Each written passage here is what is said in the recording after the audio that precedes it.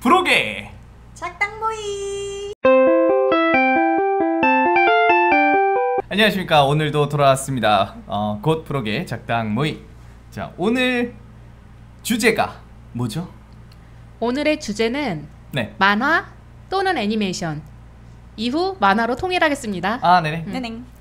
자, 우리의 만화 인생 어디? 그렇죠. 저희 인생이라 봐도 무방해요. 우리의 만화 인생 어디서부터 시작되었을까요? 처음으로 빠졌던 만화가 무엇인지 궁금해요. 처음에 빠졌던 만화는 호호 아줌마입니다. 방글방글 아줌마, 투덜투덜 아저씨, 아줌마가 펼치는 꿈속 같은 이야기. 방글방글 아줌마, 투덜투덜 아저씨, 아줌마가 펼치는 꿈속 같은 이야기. 어머니의 말씀에 의하면 네. 그 옛날에 그 비디오 빌리는 공간이 있잖아요. 아, 네. 그죠. 가게가 있잖아요. 네. 거기를 이렇게 지나칠 때마다 호호 아줌마를 빌려가지 않으면 들어 누운 거죠. 아, 아스팔트 바닥에 들어 누워서 야. 빌려달라. 나 저거 봐야 된다. 그래가지고 어머니가 굉장히 곤혹스러웠던. 집에 가서 보자라고 어머니가. 네. 처음 본 거는 아니지만은 굉장히 인상 깊었던 거는 MBC에서 나왔던 몬타나 존스라는 만화가 있습니다.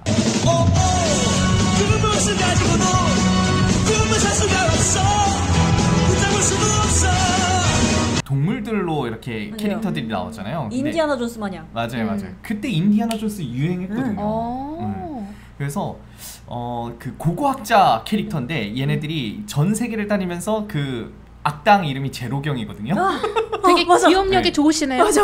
제로경의 야심을 물리치는 그 거기 박사님도 나오지 않아요? 맞아요 나오죠. 그래가지고 맨날 항상 맨 마지막에 시간과 뭐를 더 주셨다 그러면 막 져가지고 뻥 터져가지고 날아갈 때마다 제로경이 항상 변명은 죄악이란 걸 알고 있겠지 하면서 날아가는. 예. 아 근데 굉장히 그 전 세계를 돌아다니는 것도 그렇고 그 다음에 그게 생각보다 복장이라든지 이런 것도 나라에 맞춰서 항상 그런 것들이 나오거든요. 뭐 이슬람이라든지 이런 데 가면은 막 터번 쓴 캐릭터들도 나오고 막 이런 식으로 하다 보니까 되게 뭐랄까 그 어릴 때 보기엔 굉장히 로망이 좀 넘치는 그런 만화였다. 전 세계 여행 가고 싶은. 아 그죠. 아. 예, 그랬었던 기억이 있어요. 처음 봤던 만화는 아무래도 꾸러기 수비대. 이 노래를 우리가 12지신을 외웠잖아요. 아 그렇죠. 이거는 이제 처음 본 만화, 뭐 드래곤볼 이런 것도 있었는데 제가 빠져들어서 봤던 만화는 아무래도 세일러문입니다. 아 미안해 솔직하지 못한 내가 지금 이 순간이 꿈이라면. 그 미장센이 아주 예쁘잖아요. 정의의 이름으로 널 용서하지 않겠다. 따라란 따라따라따따. 달려가야 함. 그리고 시즌마다 전투복도 바뀌고 아. 마법봉이나 변신 브로치 너무 예쁘잖아요. 맞아요. 그런 게 너무 예뻐가지고 나도 저거 갖고 싶다 하면서 되게 재밌게 봤던 기억이 나요. 우리가 만화를 보다 보면은 네. 유독 감정이입이 되는 캐릭터들이 있잖아요. 아 그죠. 여러분들도 그게 있는지 궁금합니다. 캐릭터는 아닌데 애니메이션의 그 이입 감정이입 됐던 거는 절대무적 라이징호였던 것 같아요.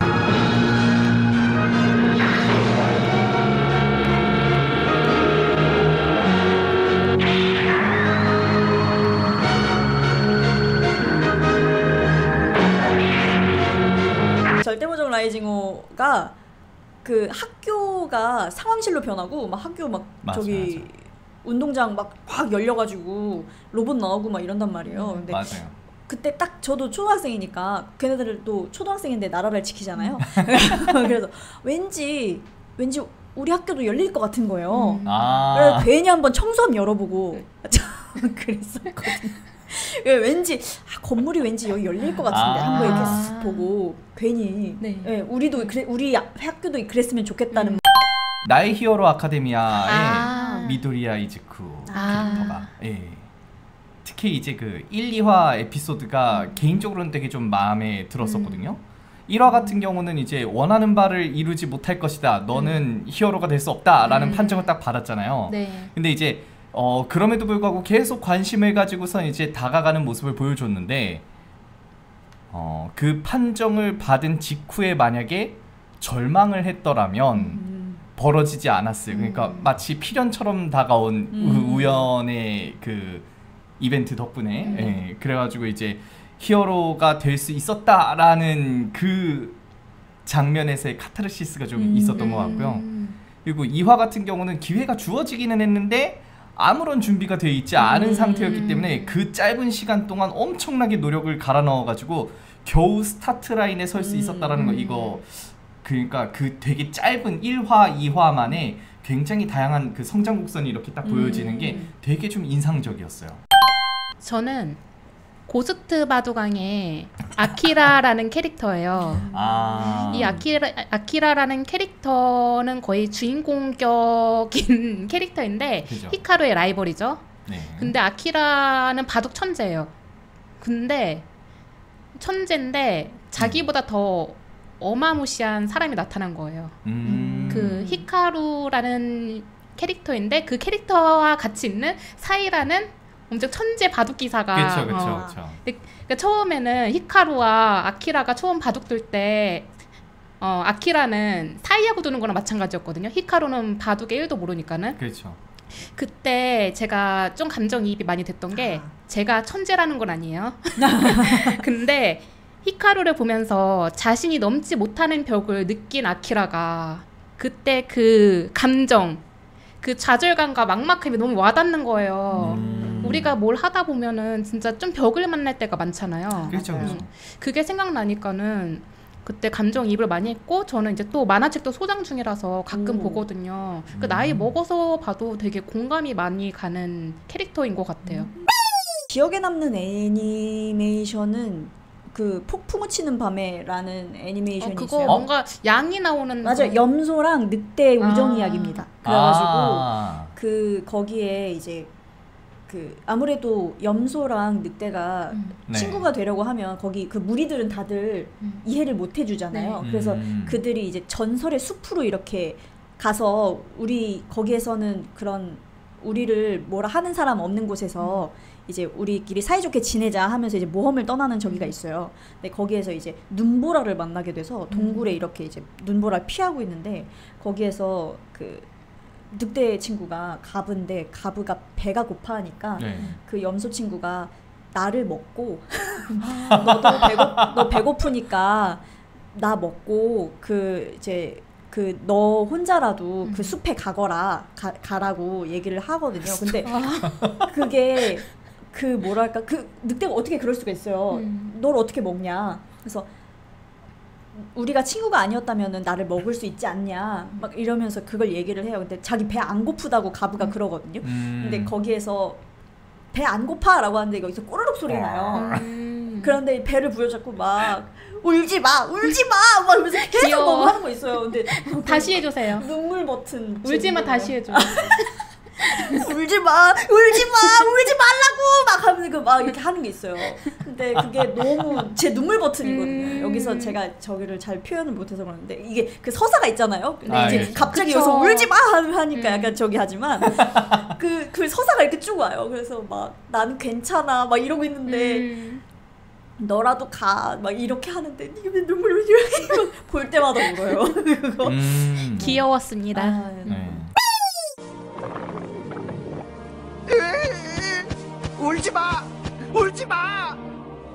울지 말라고.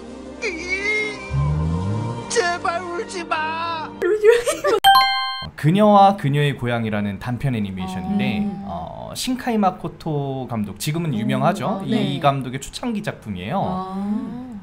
그 고향의 시선으로 그녀의 외로움과 일상을 되게 서정적으로 그려낸 작품인데 그 도입부 장면 한번 간단하게 들려드릴게요. 네. 봄의 시작. 그날은 비가 내렸다. 그래서 그녀의 머리카락도 내 몸도 축축하게 젖었고 주변은 비 내음으로 가득했다. 세상은 아무 소리 없이 천천히 돌고 있었고 그녀와 나의 체온은 이 넓은 세상 속에서 아무도 모르게 아주 조금씩 식어가고 있었다. 그날 그녀가 날 주었다. 그러니까 나는 그녀의 고향이다 하면서 시작이 돼요. 그러니까 이 이게 한 5분 정도 남짓하는 진짜 짧은 단편이고 네. 이게 영상 자체가 흑백으로만 나오거든요. 이 흑백으로만 나오는데 거기서 담담하게 되게 고양이의 독백이 이렇게 천천히 나와요. 되게 그래서 귀엽겠다 고양이. 조금 허술하게 생기긴 했는데 귀엽긴 해요. 그래서 좀 오히려 더 뭐라 그럴까 그 더 감성적으로 좀 다가오는 작품이어서 이게 제가 고등학교 3학년 때인가 그때 본 거 같거든요. 엄청 되게 오래... 오래됐는데 그때인가 대학교 때인가 그때 어쨌든 그때 봤는데 되게 오래됐어요. 근데 아직도 이게 기억이 한 번씩 또 나요. 그래서 보면은 되게 감성적으로 좀 보게 되는 만화입니다. 저는 아직도 기억나는 거는 12국기라는 애니메이션이에요. 이것도 진짜 오래됐거든요. 근데 저는 그 장면을 아직도 잊을 수가 없습니다. 이게 39화 후반에 요코라는 주인공이 있어요. 그렇죠. 그 주인공이 초칙을 발표하는 장면인데 여기서 초칙이라는 건 왕이 즉위하면서 가장 먼저 정하는 통치 원칙이라고 할 수 있어요. 그렇죠. 우리나라로 따지면은 헌법 제1조 같은 느낌? 그걸 발표하는 장면인데 그 대사가 너무 좋은 거예요. 그래서 저는 그 대사를 한번 가져와 봤습니다.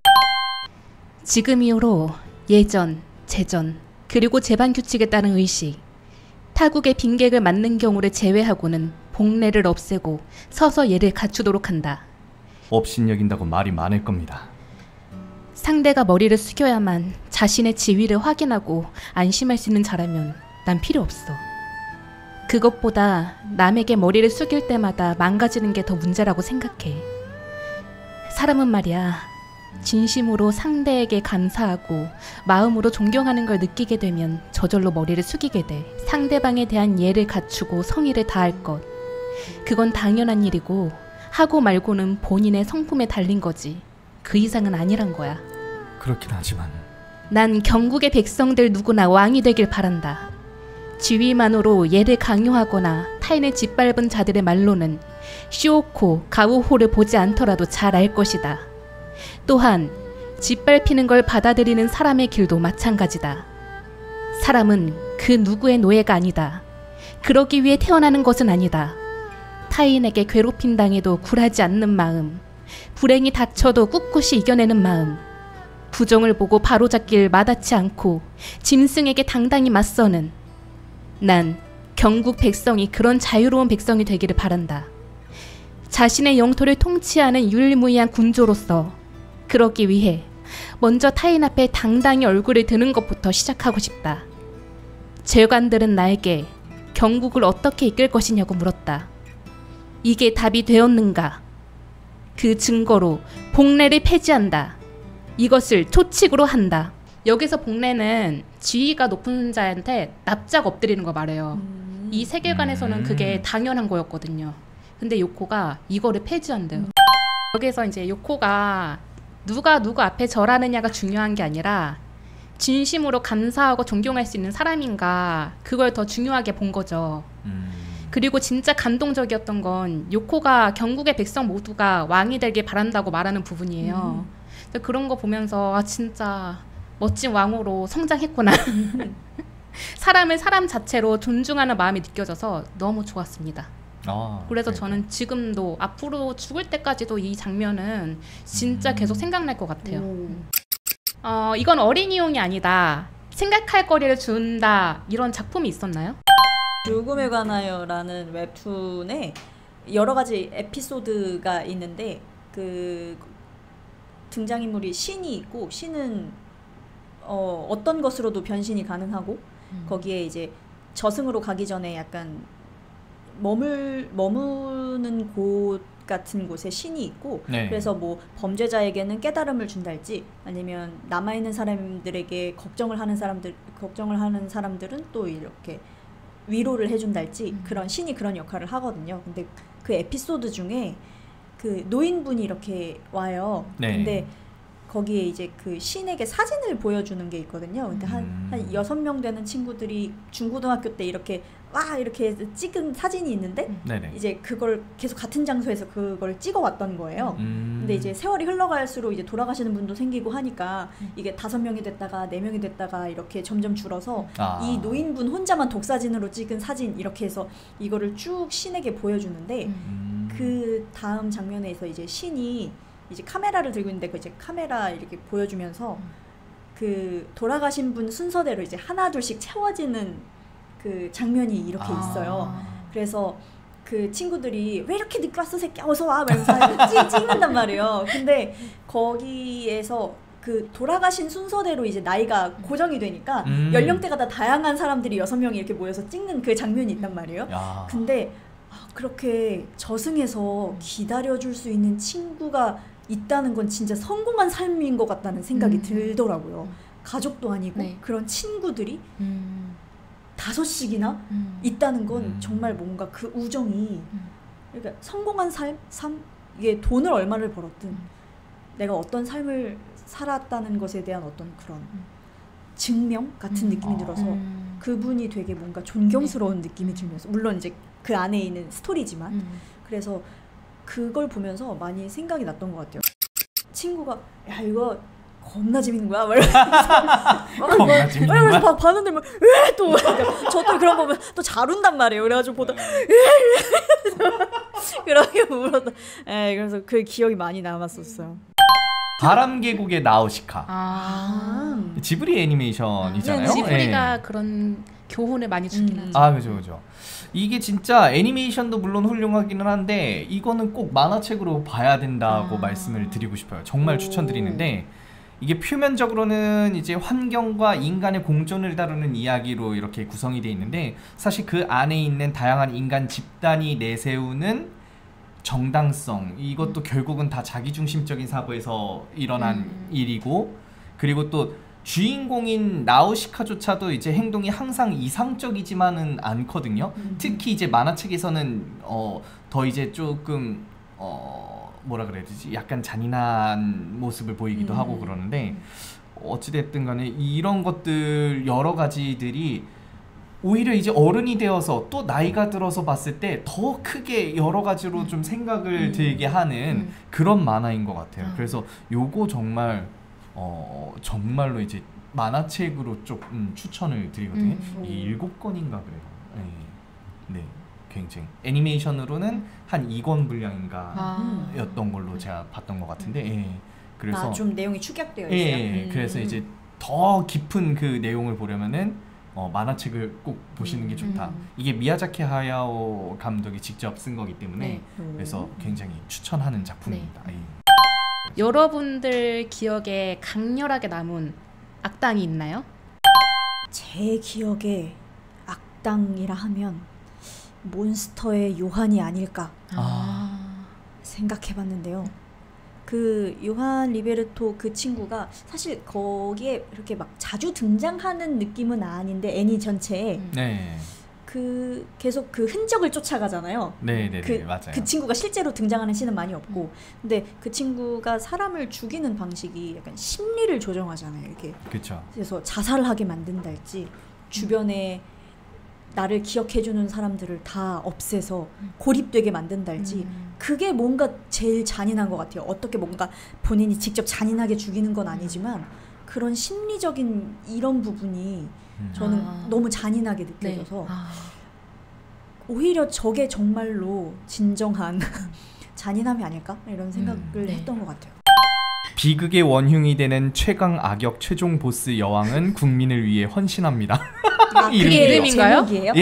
이름이에요, 제목? 제목이에요, 제목.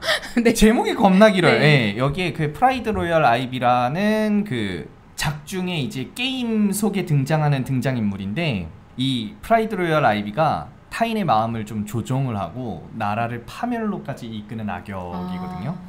근데 능력도 출중하고 미래를 예지하는 예지 능력자예요. 그래서 그런 특수 능력을 가지고 있는데 그 하는 행동들이 좀 뭐라 그래야 되지?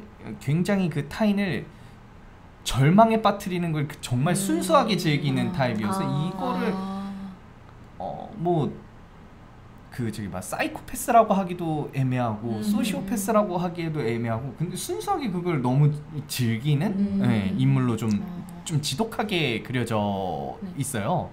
근데 이제 이 작품 자체는 이제 이세계물이어가지고 현실 세계에 있는 사람이 이제 죽고 난 다음에 기억을 딱 떠올리게 되는 게 그 프라이드 캐릭터로 8살에 이제 그 정신을 차리게 되는 내용이거든요. 그래서 이제 전생에 그 게임을 했었던 기억을 떠올리면서 원래 스토리와는 다르게 이제 행동하면서 하나하나 이렇게 해결해 나간다. 네. 뭐 그런 내용이에요. 예. 이 만화는 초반에 보다가 말았어요. 근데 것이죠? 제가 꼽은 가장 기억에 남는 빌런은 이 네. 만화에 나옵니다. 바로 진격의 거인에 나오는 거인들. 사람처럼 생겼는데 이성도 없고 감성도 없고 본능으로만 사람을 죽이거나 잡아먹잖아요. 그게 말도 안 통하고 그러니까 그게 좀 통제할 수 없다는 게 좀 무섭게 다가오더라고요. 그리고 거인이잖아요. 그 그쵸, 큰 그쵸. 거인이 저를 향해 달려온다고 생각해봐요. 무섭지 않나요? 아. 저 심지어 이거 쓰고 나서 잠들었는데 꿈에 거인이 나왔어요. 거인한테 쫓기고 있었어요, 꿈에서. 너무 무섭잖아. 거인을 따라야 되나? 잉스럽던 거는 쿠루쿠루였던 것 같아요. 아, 이제 마법진 쿠루쿠루- 쿠루쿠루. 그거 뭐 네. 할아버지 나오고 이런 네, 거예요. 전설의 마법 라리리리. 전설의 마법 쿠루쿠루라는 애가 네. 있었잖아요. 그래서 보는 거 좋아했는데 그거 이렇게 약간 그 코코리와 용사님의 니케 그 모험 이야기잖아요. 아, 그죠. 제가 이게 맞는지 모르겠는데 그 엔딩이 그 보스를 무찌르려고 그 성에 이렇게 올라가요. 근데 네. 무슨 상자를 발견해요. 근데 이제 처음으로 돌아가시오가 나왔나 막 이래가지고 다시 뿅 하고 처음 그 이제 다시 이제 레벨 1로 시작하는 거예요. 그래서 와 우리 다시 모험을 떠나자 막 하하 하고 끝났는데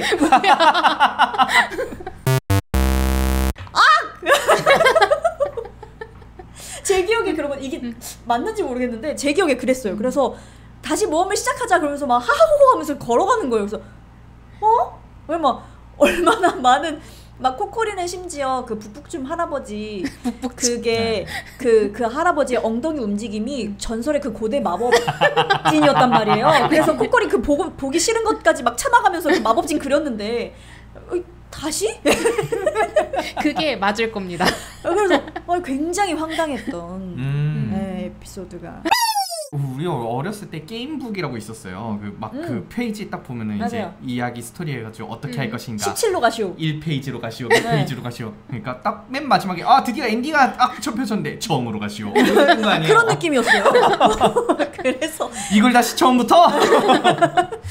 네, 그래서 굉장히 허무했던 네. 기억이 있습니다. 깔끔하게 잘 끝났다라고 생각했던 거가 아까 언급했었던 고스트바이. 그렇죠. 그죠? 그 결말은 정말 참 한국인으로서 기쁩니다. 그러니까 그 만화책 말고도 애니메이션을 기준으로 하면은 애니메이션도 네네네. 그럴 거예요. 저 애니메이션- 둘 다 봤거든요. 네네네. 히카루가 바둑을 접하면서 벌어지는 성장 스토리이잖아요. 어렸을 때부터 함께했던 사이가 성불하게 되면서 좌절을 겪기도 하는데 결국 이제 자기가 두는 바둑에 사이가 존재한다라는 걸 이제 깨닫고 바둑에 다시 열정을 불태우면서 홀로 서는 모습. 예.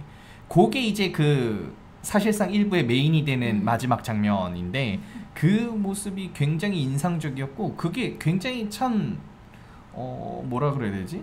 물론 열린결말처럼 끝나기는 하는데 굉장히 좀 인상 깊게 남았던 것 같아요. 그래서 이거는 정말 처음부터 끝까지 되게 잘 짜여졌다라는 생각이 좀 들어서 완전히 용도 용미죠. 용도 용. 그냥 용이네요. 네, 처음부터 그래. 끝까지 용이었던 걸로. 네. 그냥 용이군. 네네네. 그래서 굉장히 특히나 후반부 같은 경우는 이제 사이 사라졌을 때 엄청 울면서 이거 어떡해 사라졌어. 근데 막 바둑을 딱 두면서 여기에서 살아있어 막 이런 거 나오니까 소름. 되게 그래서 굉장히 또 감동받아 하면서 봤었어요. 그쵸. 진짜 재밌게 봤었어요. 저는 만족하지도 불만족하지도 않은 만화가 있습니다. 무엇이죠? 왜냐면은 결말이 안 났어요. 아. 그게 연재라도 하고 있으면은 괜찮은데 혹시 연재 중단을 한 상태인 만화입니다. 작가는 혹시 살아있나요? 이건가요? 그게 뭐죠? 이거? 어? 유리가면? 그거는 재연재 하는 걸로 알고 있거든요. 해요? 네. 진짜요? 네. 오. 그게 진짜 이례적인 일이라는데 재연재 한다고. 50권 나왔어요? 전 그 만화를 안 봐서 몰라요. 아 진짜요? 그거 되게 재밌는데? 오. 제가 말하는 만화는 네. 아이야자와의 나나라는 만화입니다. 이게 작가님의 건강 문제로 중단이 됐어요. 거의 10년이 넘어가는 것 같은데 거기에 뿌려놓은 떡밥이 있잖아요. 이게 계속 연재 중이었다면은 기다림이 그렇게 힘들진 않았을 거예요. 근데 네. 연재를 중단한 상태에서 나 혼자 추측을 해야 되고 얘는 도대체 왜 뭘까, 정체가 뭘까 하는 이런 답이 없는 추측을 계속 하게 되니까는 너무 답답하더라고요. 그러네요. 그래서 저는 작가님이 연재하기가 힘드시다면 소설로라도 꼭 결말을 내주셨으면 하는. 저는 개인적으로 꽉 닫힌 결말을 좋아하거든요. 저도요. 열린 결말 싫어합니다. 저도 꽉꽉 닫힌 해피엔딩 좋아하는데.